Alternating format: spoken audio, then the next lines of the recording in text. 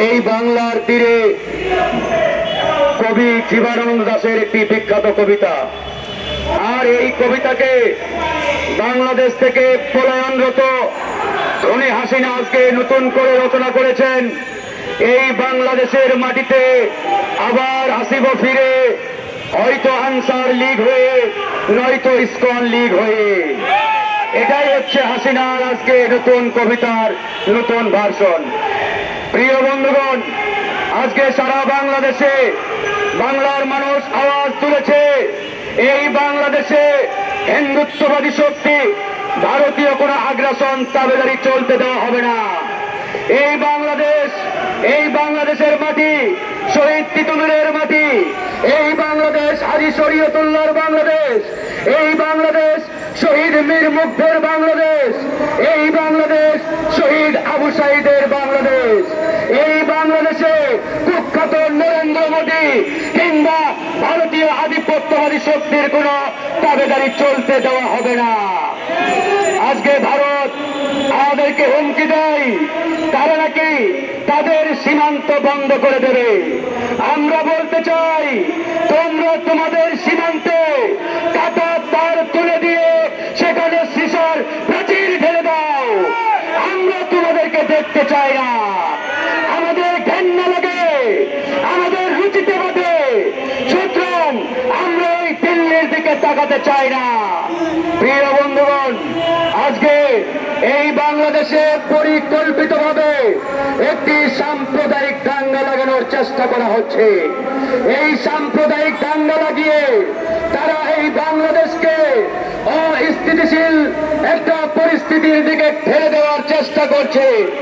আমরা স্পষ্ট করে বলতে চাই, এই বাংলাদেশে আমরা যতদিন বেঁচে থাকবো ততদিন এই বাংলাদেশ নিয়ে ভারতকে আর খেলতে দেওয়া হবে না। একটি বিষয় বারবার ভুল মেসেজ দেওয়া হচ্ছে, ইসকনকে বলা হচ্ছে ইসকন নাকি একটি হিন্দু সংগঠন। এটি পরিষ্কার মিথ্যাচার, মিথ্যা তথ্য। ইসকন কোন হিন্দু ধর্মের সংগঠন নয়।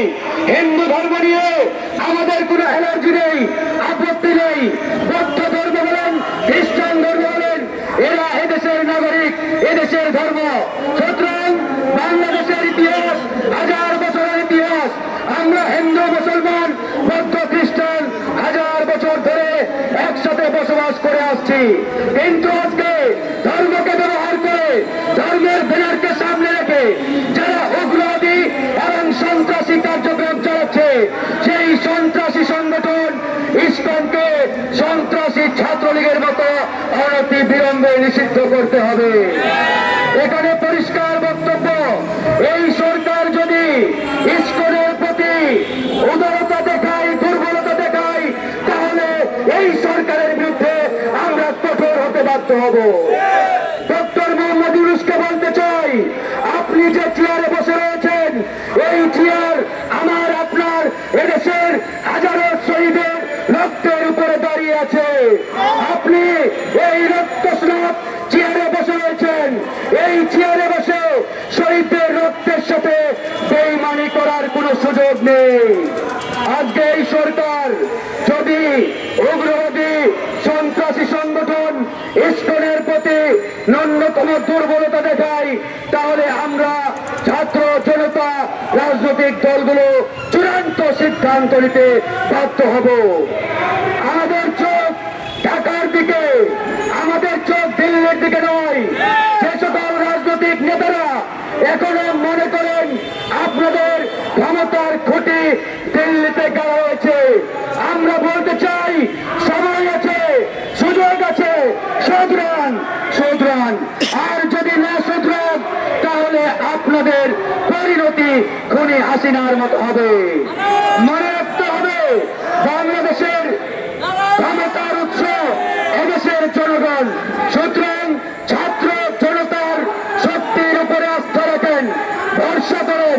দিল্লির দিকে কিংবা দিল্লিকে নমনম করা, দিল্লিকে পূজা করার কোনো সুযোগ নেই।